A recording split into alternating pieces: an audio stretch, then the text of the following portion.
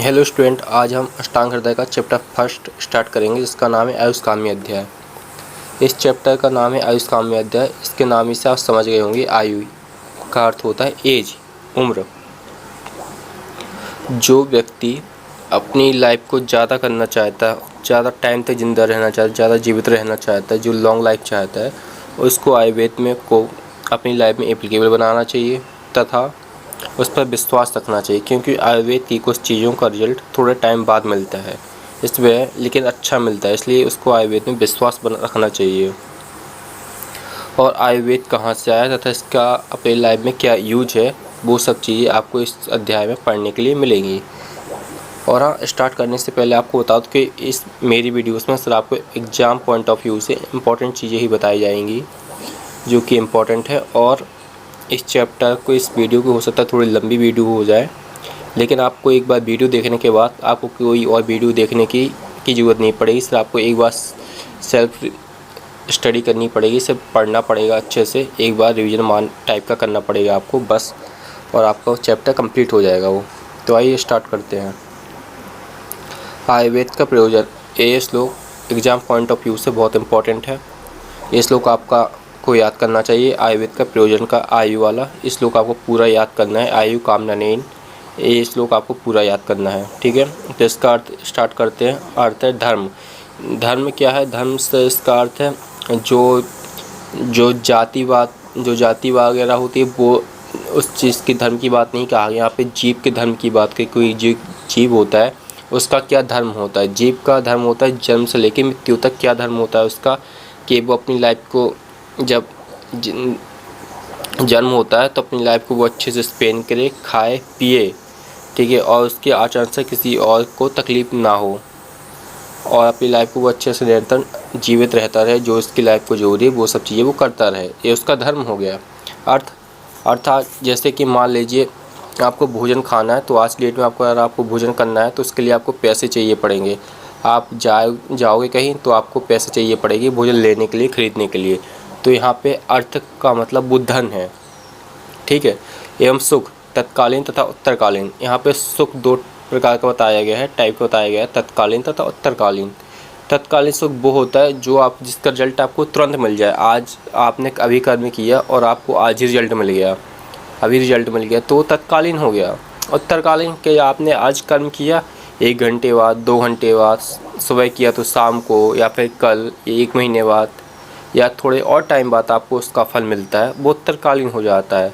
तत्कालीन जिसका रिजल्ट आपको तुरंत मिलता है, उत्तरकालीन जिसका रिजल्ट आपको थोड़े टाइम बाद मिलता है।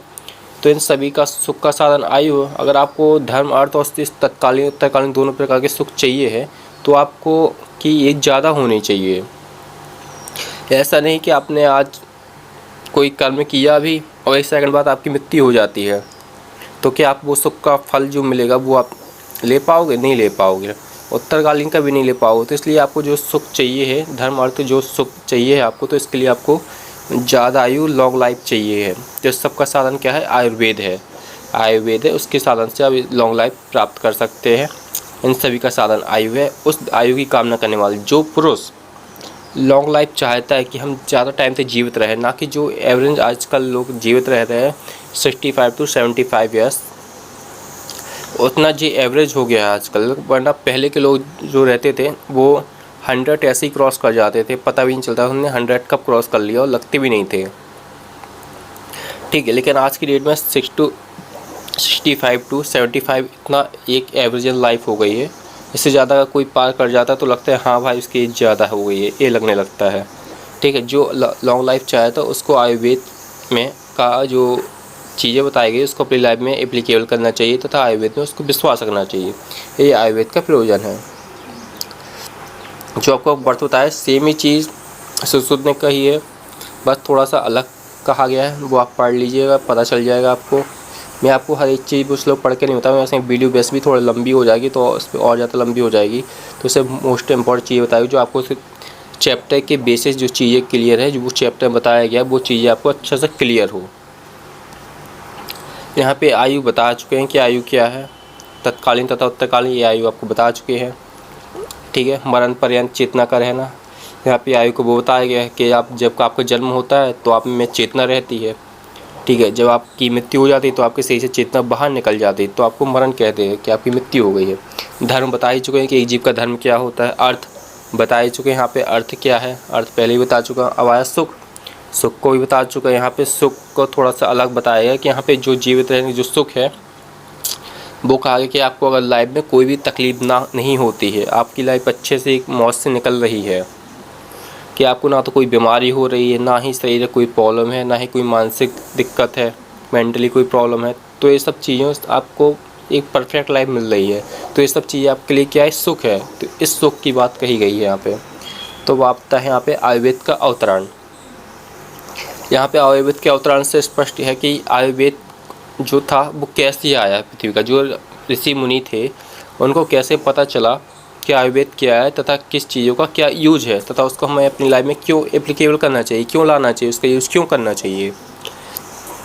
तो आयुर्वेद का अवतरण पृथ्वी पर कैसे हुआ, कैसे लोगों को पता चला कि आयुर्वेद क्या है।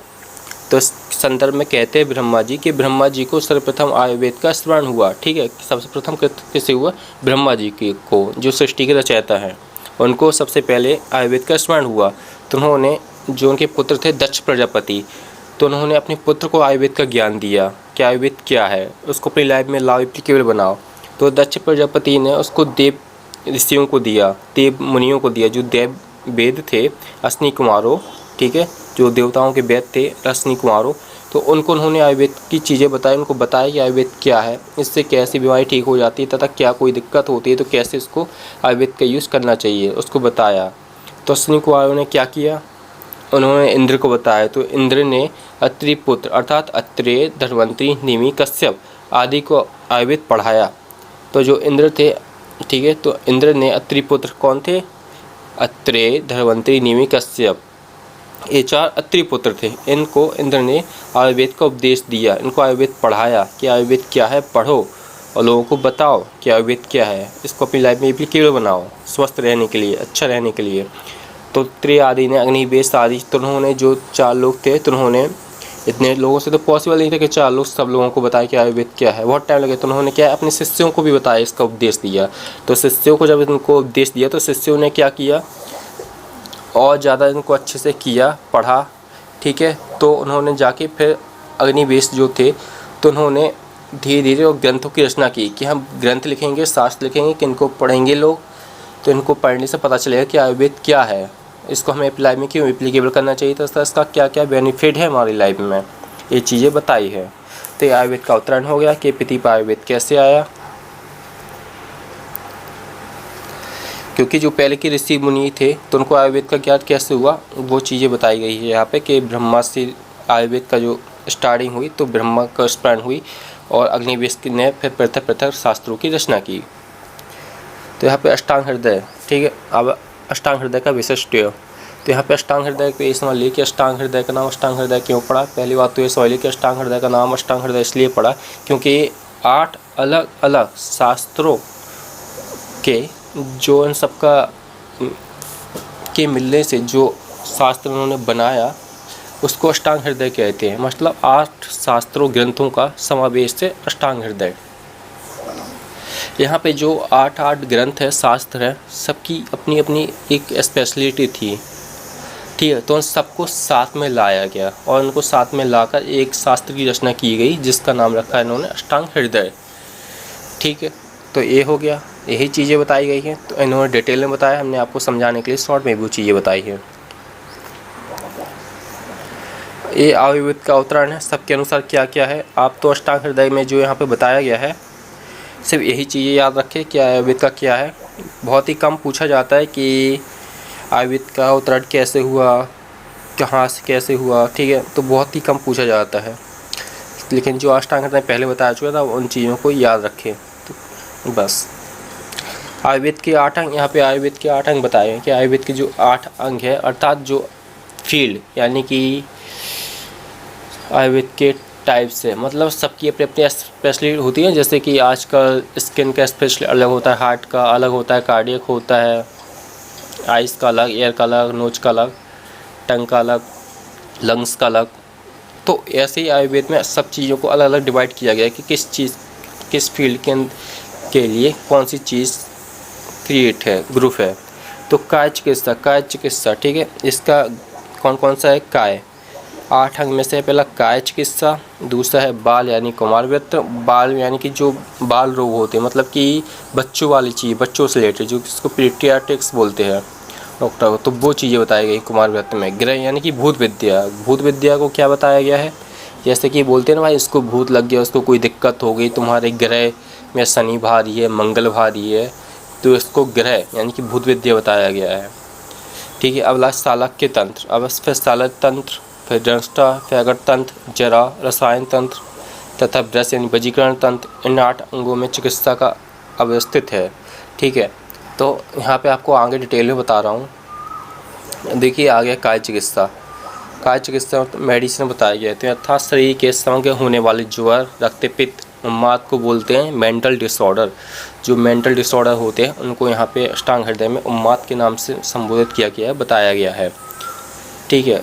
अपस्मार, कुष्ठ एवं अतिसार आदि रोगों की चिकित्सा का विधान जिसमें किया जाता है आयुर्वेद की उस अंग को काय चिकित्सा कहते हैं। अर्थात ज्वर, रक्तपित्त, शोष, उन्माद, मेंटल डिसऑर्डर, ठीक है, अतिसार रोगों की चिकित्सा, ये सब रोग है, इन सब रोगों की चिकित्सा जिस फील्ड में की जाती है, आयुर्वेद की जिस ब्रांच में की जाती है, उसको क्या बोलते हैं? काय चिकित्सा बोलते हैं। बाल रोग अर्थात जो बच्चों का डॉक्टर होता है, बच्चों के रोग विशेषज्ञ होता है, पीडियाट्रिक्स, ठीक है, तो उसको बाल रोग में आ गया, ठीक है। कुमार बालक के स्वर्ण पोषण अर्थात बच्चों का हुआ तो वो बच्चों जन्म से लेके जब तक बच्चा एक बड़ा एडल्ट एज में नहीं आ जाता तब तक उसको जो भी प्रॉब्लम होती है, उसको जो जो चीज़ों की ज़रूरत होती है, हर एक चीज़ के बारे में इस यहाँ पे आपको वो चीज़ें बताई गई हैं, ठीक है।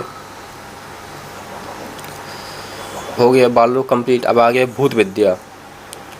भूत विद्या में देखिए देवता पितृ पिशाच तथा देवता पितृ पिशाच भूतों का ही की श्रेणी में उनका ग्रुप का यह पिशाच तथा ग्रह आदि के आक्रमण से पीड़ित व्यक्तियों के कष्ट को दूर करने के लिए देव बोलते हैं ना, तुम्हारा मंगल ग्रह भारी हो गया, तुम्हें शनि दोष हो गया, तुम्हें 7.5 शनि लग गया, तुम्हें राहु की दशा है, तुम्हें केतु की दशा है, ठीक है। एक क्या है, ये सब भूत विद्या में आ गया, मतलब कि जो चीज़ें हैं जिनका प्रभाव हमारी लाइफ में पड़ता है लेकिन वो चीज़ें हमें दिखाई नहीं देती, तो उसको बोला गया है भूत विद्या, ठीक है। तो इन सब चीज़ों को शांत करने के लिए जो प्रॉब्लम क्रिएट होती है इनकी वजह से, तो क्या करते हैं लोग, तो बोलते हवन करो, उपवास रखो, जल चढ़ाओ, सही देवता को तेल चढ़ाओ, ठीक है, शंकर जी को जल चढ़ाओ, इसकी पूजा करो, सूर्य देवता को जल दो, ये सब चीज़ें बताई गई। तो ये सब क्या है, जो भूत विद्या है, सब ग्रह को शांत करने के लिए चीज़ें हैं, मेथड है, विधियाँ हैं कि इन सब चीज़ों को अगर आप करोगे तो इससे जो आपकी दोष है भूत विद्या, ये सब चीज़ें आपके ऊपर से कम होगा,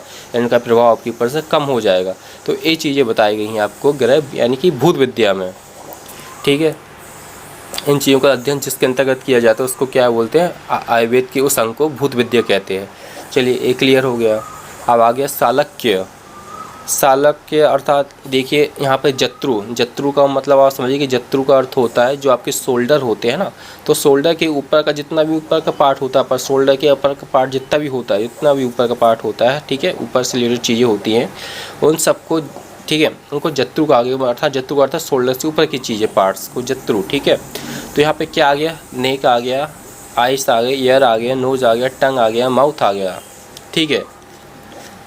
तो इन सब चीज़ों से जितनी भी चीज़ें रिलेटेड है, इन चीज़ों की जितनी भी डिसीज़ है, बीमारियाँ हैं, कमजोरी है, ज़्यादा है, ठीक है, नेत्र से रिलेटेड, आई से रिलेटेड प्रॉब्लम हो गई, माउथ से रिलेटेड प्रॉब्लम हो गई, नोज से रिलेटेड प्रॉब्लम हो गई, ईयर से रिलेटेड प्रॉब्लम्स हो गई, ठीक है, जितने भी इन चीज़ों से रिलेटेड प्रॉब्लम्स हैं, नेक से रिलेटेड भी मान लो, जितनी चीज़ें सबसे वही सब प्रॉब्लम रिलेटेड है, उन सब का अध्ययन जिस आयुर्वेद के अंग में किया जाता है अर्थात फील्ड में किया जाता है उसको चालक्य तंत्र कहते हैं, ठीक है।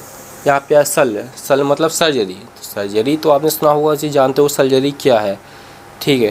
तो यहाँ पे सर्जरी क्या है, सर्जरी को बताए जो आपकी बॉडी का अंग नहीं है, जो अनचाहे अंग आ गया है या फिर अनचाहा कोई बाहर से चीज़ आ गई है और आपकी बॉडी पर है, उसको जिस मेथड से निकाला जाता है, बाहर किया जाता है, उसको बोलते हैं सर्जरी। जैसे कि मान लीजिए ट्यूमर हो गया, तो ट्यूमर हो गया बॉडी में आपको कहीं पर भी, तो उसको निकाल रहे हैं आपको सर्जरी के द्वारा, चीरा लगाकर, कट लगाकर उसको निकाला जा रहा है, ठीक है। तो उसको निकाल के बाहर किया जाए क्योंकि वो आपके बॉडी का पार्ट नहीं है, क्योंकि अगर वो रहेगा तो दिक्कत होगी, तो इसलिए इसको निकाल के बाहर कर दिया जाएगा। वो अनचाहा पार्ट है कि नहीं ज़रूरत है, फिर वो आया तो उसको निकाल के बाहर कर दिया गया।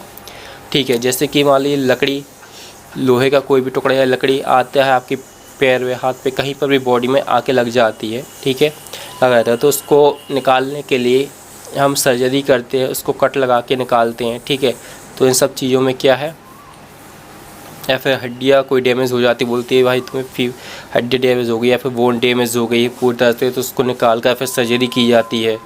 ठीक है, उसको ठीक किया जाता है। तो इस सब चीज़ों को क्या है, इसको बोलते हैं सर्जरी। ठीक है, इन सब चीज़ों का अध्ययन जो चीज़ें निकाली जाती है, कट लगा कर ये सब किया जाता है, उसको बोलते हैं सर्जरी, शल्य। ठीक है, आयुर्वेद के जिस अंग में इसका अध्ययन किया जाता है उसको शालक्य तंत्र कहते हैं। दंष्ट्रा अर्थात अगत तंत्र। अगत तंत्र क्या है?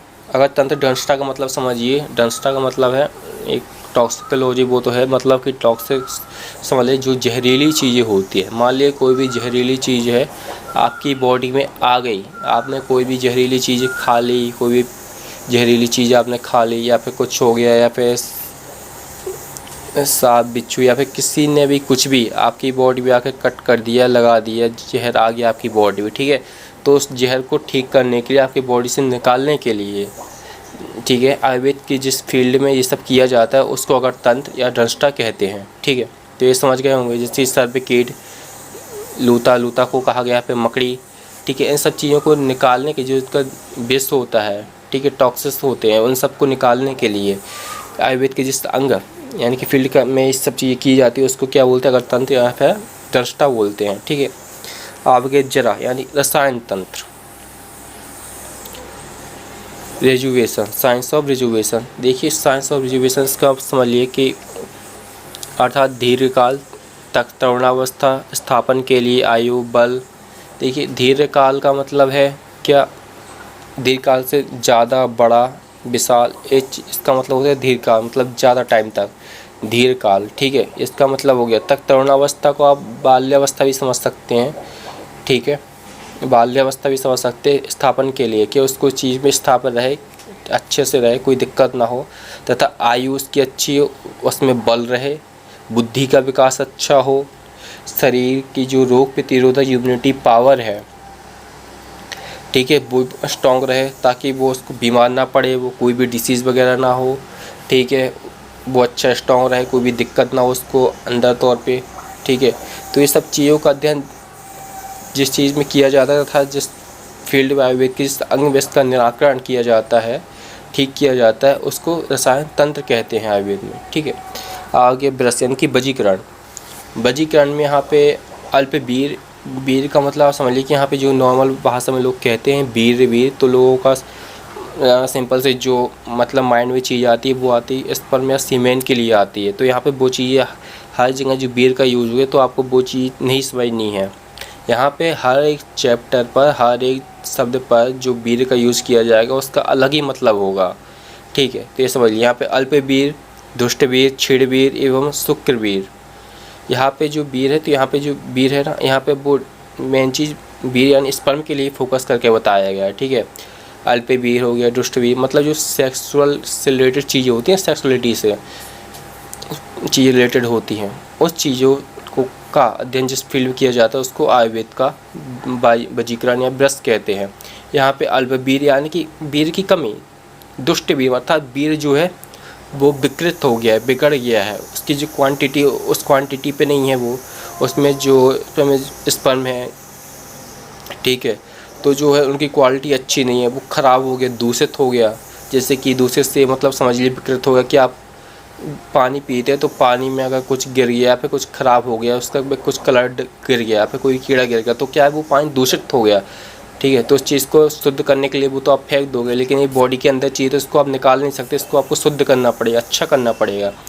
तो उसके लिए आप मेडिसिन्स खाओगे। ठीक है, ये मतलब दुष्ट वीर का मतलब आप समझ गया। बस क्षीण वीर अर्थात जो वीर है, क्षीण वीर से आप ये समझ सकते हैं कि हल्का सा पतलापन आ जाए, या फिर जो उसका क्वांटिटी होती है, जो एक डेंसिटी होती है वो थोड़ी सी कम हो जाए, या फिर उसकी जो स्पर्म की जो हाइट होती है वो थोड़ी सी कम हो जाए उस चीज़ों की।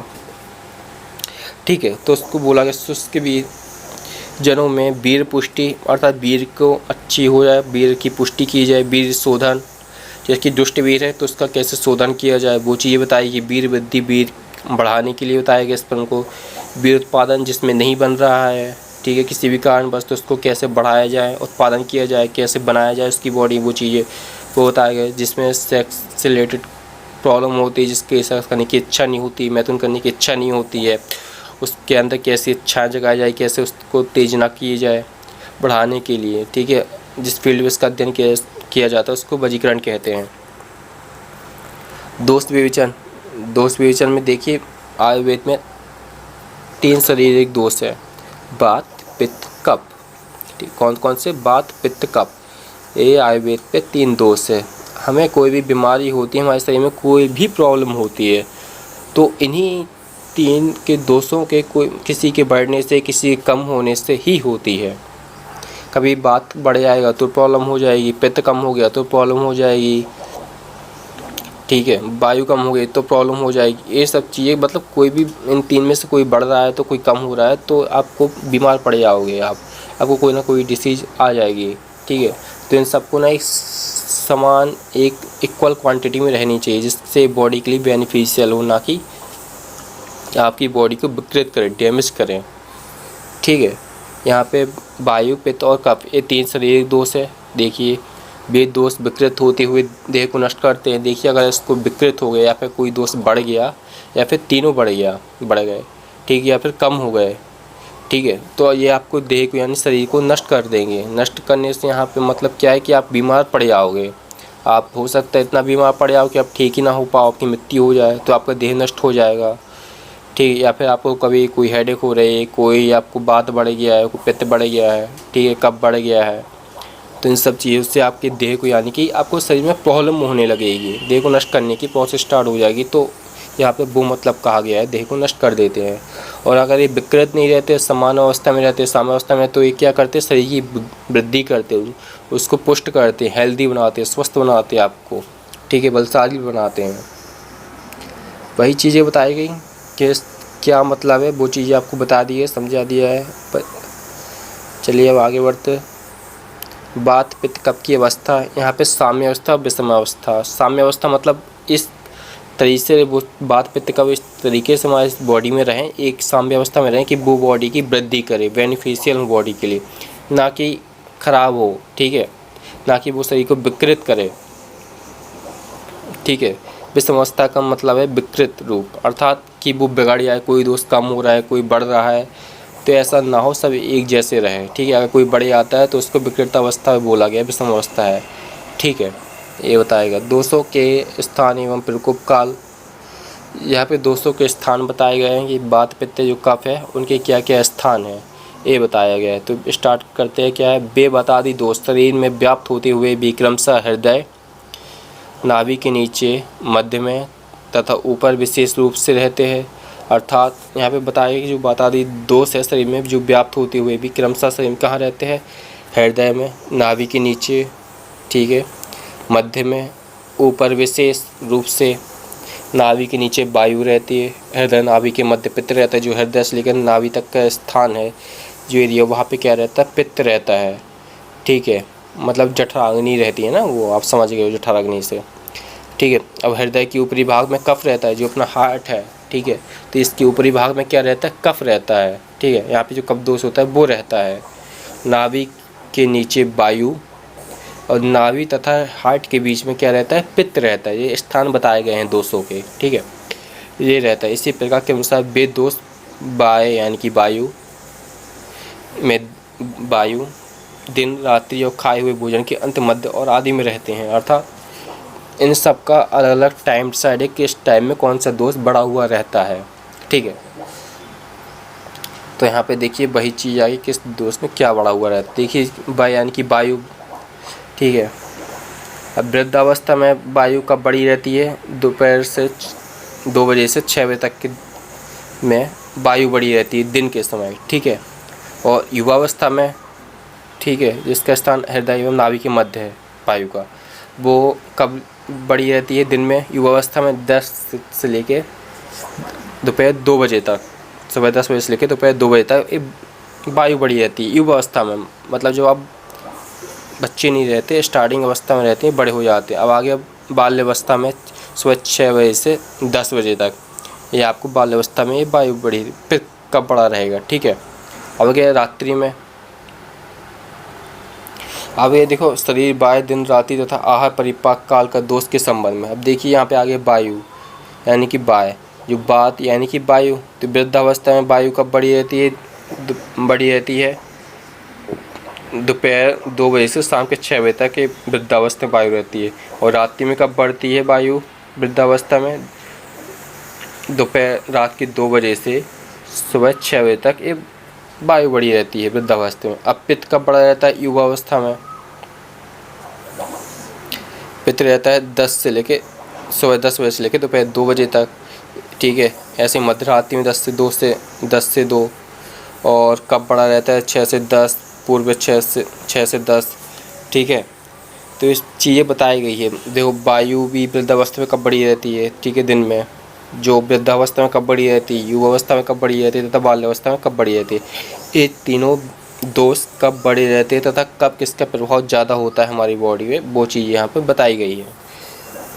अब दोषों का जठराग्नि पर प्रभाव देखिए, जो अभी बताया था कि जठराग्नि का स्थान यानी पित्त का स्थान क्या होता है, नाभि से लेके हार्ट के जो बीच का पार्ट हो वहाँ पे पित्त का स्थान होता है। तो वो चीज़ें बताई गई है यहाँ पे।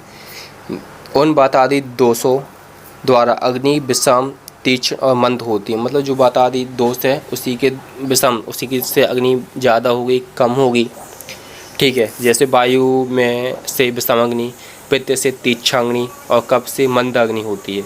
अगर वायु बढ़ गई है तो विषम अग्नि हो जाएगा, अर्थात जो अग्नि है वो आपकी विषम हो जाएगी, ठीक है, अच्छे से नहीं प्रदीप्त हो पाएगी। जो उसका अग्नि का काम है, पित्त का काम है, वो अच्छे से नहीं हो पाएगी।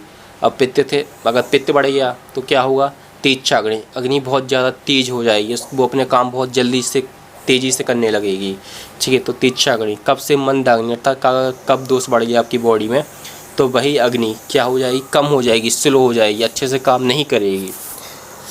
इस प्रकार विषम तीक्ष्ण मंद और सम भेद से अग्नि 4 प्रकार की बताई गई है होती है, जिनके कारण दोषी है।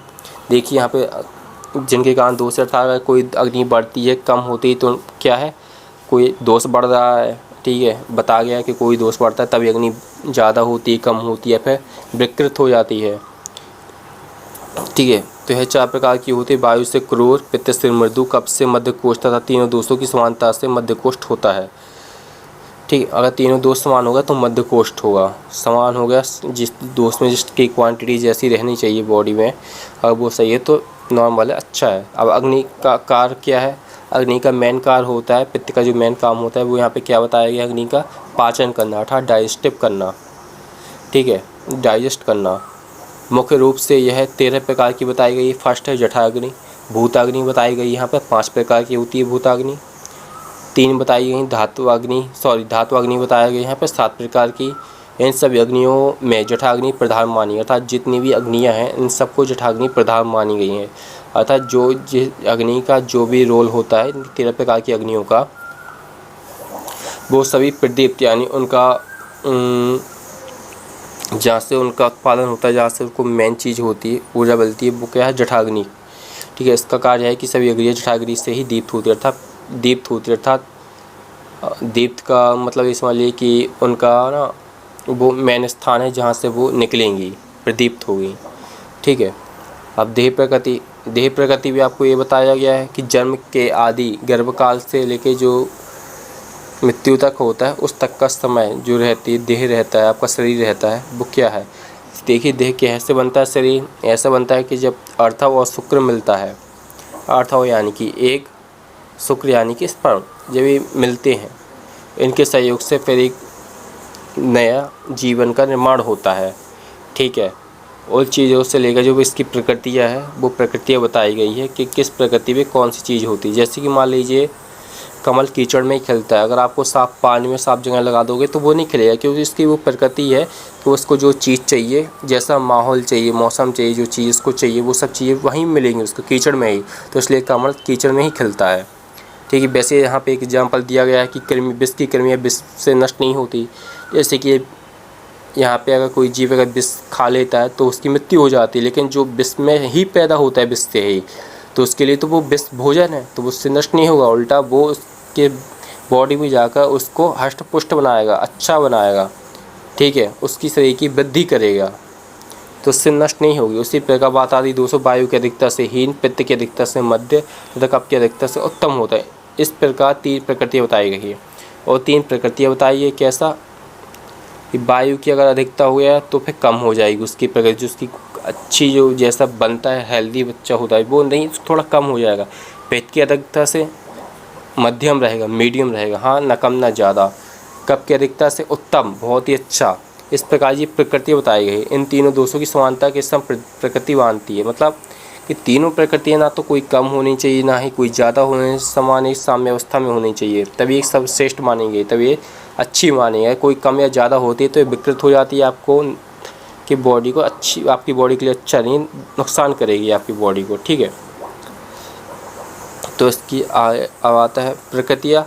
ये प्रकृतियाँ बताई गई हैं, ये आपको इतना ध्यान देने की इसमें ज़रूरत नहीं है। त्रिदोषों का स्वरूप, यहाँ पे त्रिदोष बताया गया है। त्रिदोष क्या है? वात पित्त कफ, तथा उनका क्या कैसे होते हैं, उनका नेचर कैसा होता है वो बताया गया। यहाँ पे वो तीनों के श्लोक दिए गए। पहला श्लोक है वात का, दूसरा है पित्त का, तीसरा है नीचे वाला कफ का। तो ये श्लोक आपको तीनों याद करने हैं। ये श्लोक याद करने ही पड़ेंगे, क्योंकि अगर आपने अष्टांग हृदय में ये श्लोक याद कर लिए तो ये आप फिजियो में भी लिख सकते हैं, क्रिया शरीर में भी और रचना शरीर में भी आप इनके यूज कर सकते हैं, ठीक है, कोई दिक्कत नहीं होगी। उक्त दोषों में बात क्या होता है? रुच यानी कि ड्राइनेस, सूखा ड्राई होता है। लघु हल्का लाइटनेस होता है। शीत ठंडा कोल्ड। खर यानी कि खुरदरा। सूक्ष्म होता है यानी कि छोटा। तथा चल यानी गमनशील होता है, अर्थात जो बात होती है वो गमनशील होती है, वायु की तरह कि यहाँ से वहाँ जाती है, वो एक जगह रुकती नहीं है, एक गमनशील हो गया। पित्त क्या है? स्नेहक होता है यानी कि स्मूथनेस यानी चिकना। तीक्ष्ण है, शीघ्र कर कार्यकारी, अर्थात बहुत ही तेजी से अपना कार्य करने लगे, बहुत ही अच्छे से। उष्ण यानी कि गर्म, हॉट। लघु यानी कि हल्का। विष्ण दुर्गंध युक्त यानी कि स्मेल आएगी, स्मेल हल्का सा।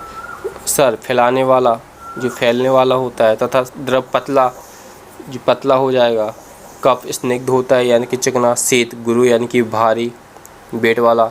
मंद गति से कार्य करने वाला बोलता है, मंद में मंद गति से जो धीरे धीरे कार्य करता है। सुलक्षण अपरोस्त यानी कि चिकना।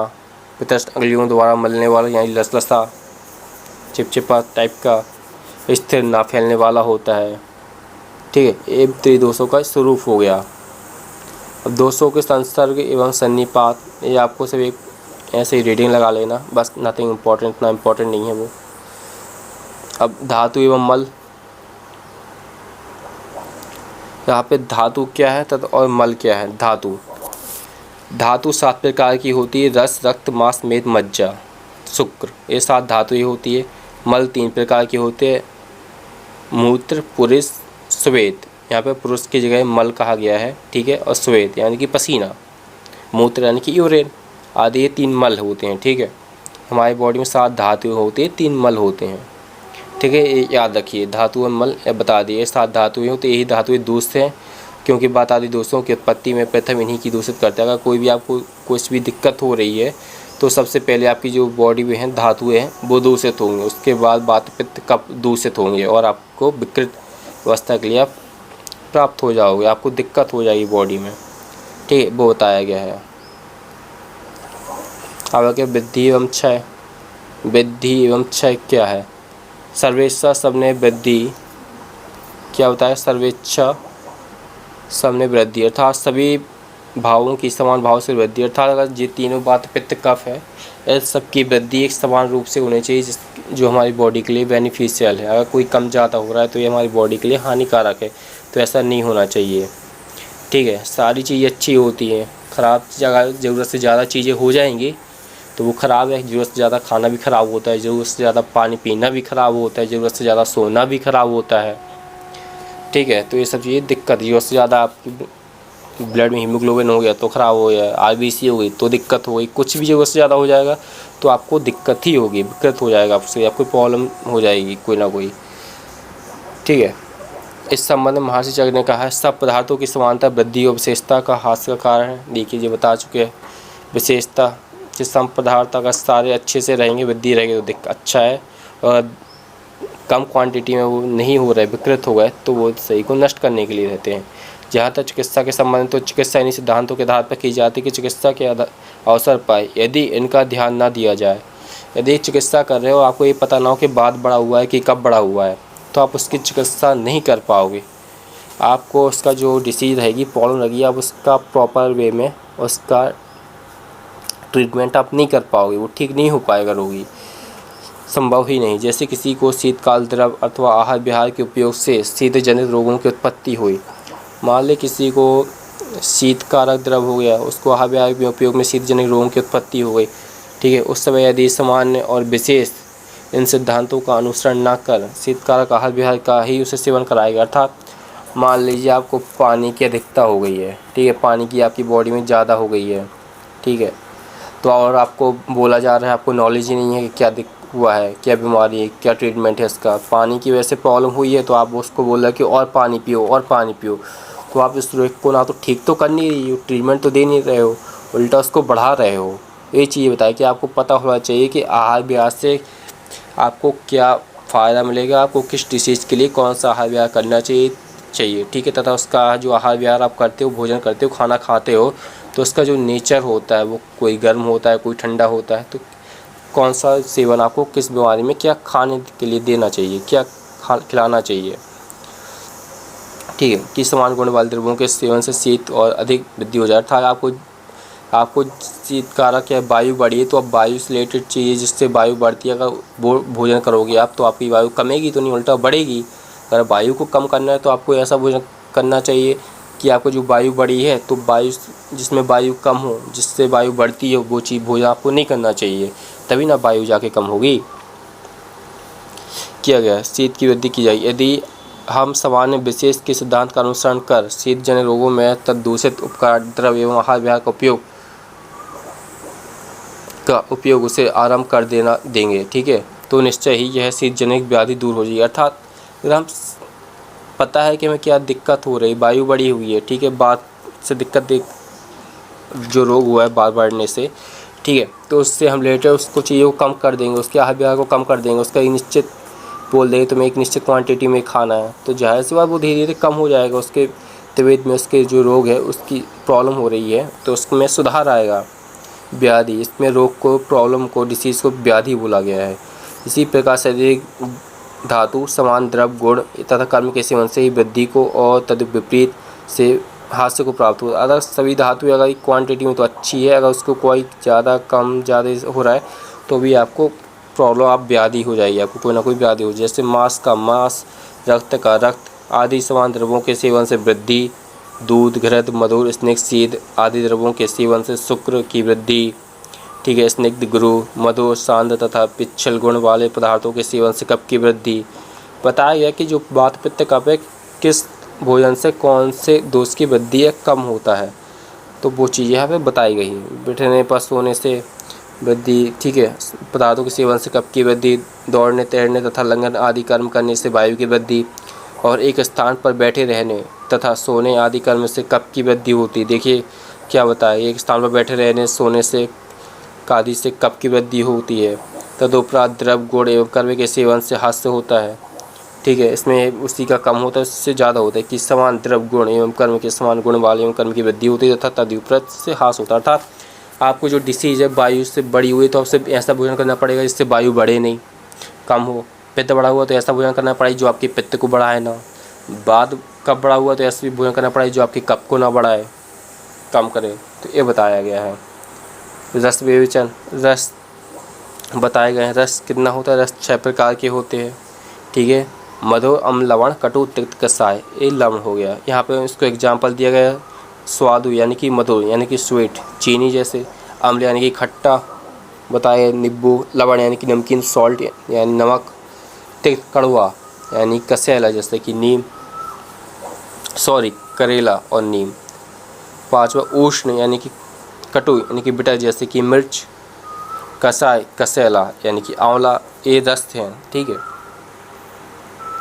रसों का दोषों का पर प्रभाव, जो रस है मधुर, अम्ल, लवण, कटु, तिक्त, कषाय, इनका दोस्तों पर क्या प्रभाव पड़ता है। ठीक है, अगर हमें बात बड़ी हुई तो हमें कौन से रस वाले भोजन कराना चाहिए जिससे कि उसका वो जो बात बढ़ी है वो कम हो जाए, या फिर पित्त बढ़ा हुआ वो कम हो जाए, या फिर जो कोई कम है तो उसको बढ़ाया, कैसे बढ़ाया जाए, कौन से रस वाला भोजन उसको कराया जाए इससे वो चीज़ें इनकी बड़ी है तो कम हो जाए, कम है तो उसको जितना मेंटेन चाहिए उतना लेवल पे वो आ जाए। तो इसको लिए ट्रिक बताई गई है, ट्रिक बताया है यहाँ पे कि बात पहले तो अभी मधुर, अम्ल, लवण, कटु, तिक्त, कषाय आपको सीक्वेंस में याद करना ही करना है, सीक्वेंस में याद कर लीजिए, आपको बाकी फिर ये याद नहीं करने पड़ेंगे। ठीक है, तो मधुर, अम्ल, लवण, आप तिक्त, कषाय ये आप सीक्वेंस में याद कर लीजिए, पहले जो बात की वो सीक्वेंस में याद कर लीजिए। ठीक है, फिर इसकी नेमिंग कर लीजिए, first, second, third, fourth, fifth, six, ये आपकी नेमिंग कर दी लाइन से। ठीक है, तो तिक्त, तिक्त यहाँ पे तिक्त की नेमिंग कितनी है यहाँ पे 5, तो यहाँ पे 5 लिख दो। कषाय की कितनी है 6, तो यहाँ पे 6 लिख दो। मधुर, मधुर की नेमिंग कितनी है 1, तो यहाँ पे 1 लिख दो। तो यहाँ पे एक कोड बन गया पित्त का, समग्र रस का पित्त का कोड बन गया 561, एक कोड बन गया। देखिए यहाँ पे लिखा हुआ है साइड 561 प्रकोप तथा समक, इन सब की कोडिंग की गई है। तो आपको इससे अगर आप मधुर, अम्ल, लवण, तिक्त, कषाय ऐसे नाम से याद करना मुश्किल होता है, लेकिन अगर आप ऐसे डिजिट में याद कर लोगे तो आपको आसानी से याद हो जाएगा और आपको याद भी रहेगा। तो इसकी ट्रिक हो गई, आपको याद कर सकते हैं। यहाँ पे ये वीडियो वैसे भी काफ़ी लंबी हो गई है, तो आपको अब नेक्स्ट इसके आगे की चीज़ें नेक्स्ट पार्ट में बताई जाएंगी, पार्ट 2 में।